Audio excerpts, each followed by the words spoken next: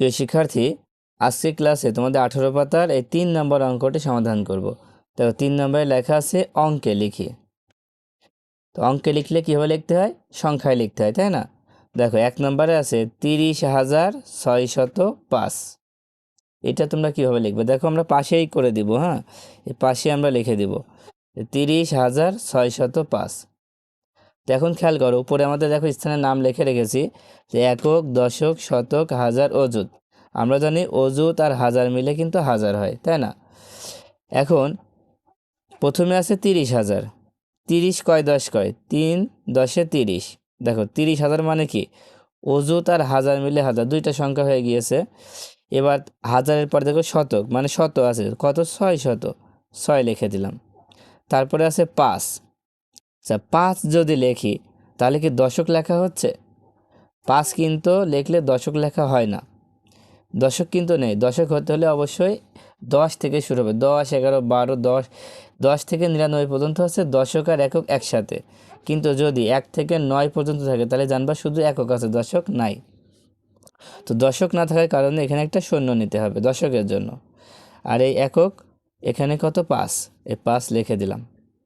দেখো তার মানে 30,605। যদি শূন্য না দিতাম তাহলে 3,000 হয়ে যেত।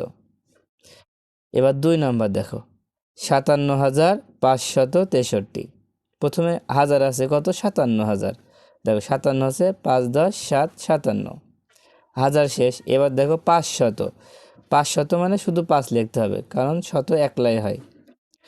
এবার আছে কত? 63। 63 কি? 6 10 3। তার মানে 6 10 3 এককও আছে, দশকও আছে, ঠিক না? সেজন্য আমরা লিখবো 6 10 3 63। এবার 3 নাম্বার ভালো করে খেয়াল করো, 87,007। প্রথমে হাজার আছে 87। 8 10 7 87। 87,000 লিখে নিলাম। তারপরে আছে শুধু 7। এখন যদি আমি এখানে শুধু 7 লিখি তাহলে তো 877 হয়ে যাবে, তাই না? তাহলে এখন আমাদের আর কি লিখতে হবে? দেখো হাজারের পরে শতক আছে, শতক কি এখানে আছে? দেখো হাজারের পরে শত থাকার কথা ছিল, শতক তো নাই। তাহলে তার জন্য কি নিবা? তার জন্য একটা শূন্য নিতে হবে। শতকের জন্য একটা শূন্য নিব। দেখো 7 যদি বলা হয় তাহলে শুধু 7, তার মানে এটা শুধু একক হচ্ছে, দশক তো নাই। তাহলে দশকের জন্য কি করতে হবে? দশকের জন্য একটা শূন্য নিতে হবে। যেটা থাকবে না তার জন্য শূন্য নিতে হবে। আর শেষেরটা হচ্ছে 7, 7 লিখে দিবা। দেখো 87,007। এবার 4 নাম্বার খেয়াল করো। দেখো 8টি 10,000।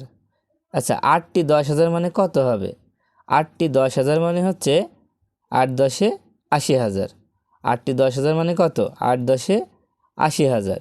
দেখো তার মানে 80,000। এবার 4টি 1,000। 4টি 1,000 মানে কত? 4,000। তাহলে 80,000 আর 4,000 কত হয়? 80,000 আর 4,000 হচ্ছে 84,000 হয়। আর কোনো কিছু লেখা আছে? আর কোনো কিছু লেখা নেই। তাহলে 84,000 আমরা লিখব কি করে? তোমরা সম্পূর্ণ এই কথাটা লিখে দিবা যে 8টি 10,000 ও 4টি 1,000 দ্বারা গঠিত সংখ্যা দিয়ে কত হবে? 84,000। দেখো 8 10 4 84। হাজার হতে হলে অবশ্যই 3টা শূন্য দিতে হয়। হাজার মানে 3টা শূন্য দিতেই হবে। 84,000 হয়ে গেল। 5 নাম্বার দেখো, 5 নাম্বারে আছে 8টি 10,000। 8টি 10,000 মানে 8 10 80,000। 8টি 10,000 মানে কত? 80,000। এবার 9টি 1,000। 9টি 1,000 মানে 9,000। তাহলে 80,000-এর সাথে 9,000 যোগ করো, কত হবে? 8 10 9 89,000। এবার 9টি 1। 9টি 1 মানে হচ্ছে 9 হচ্ছে।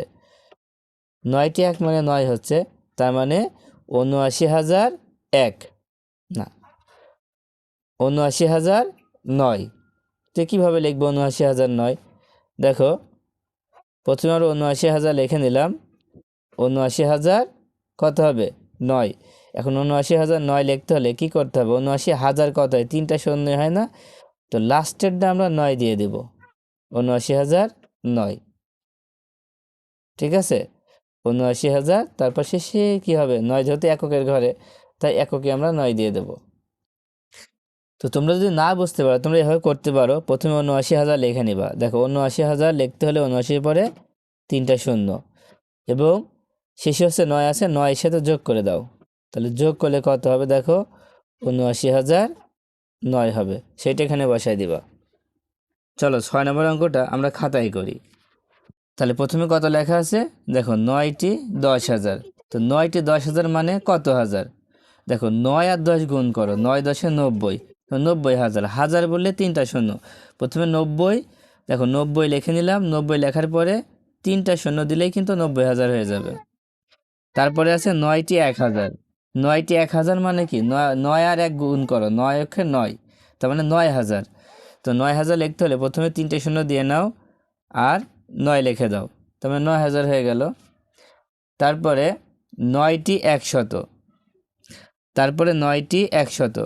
9টি 100 মানে কি, 9টা শত, তার মানে 900।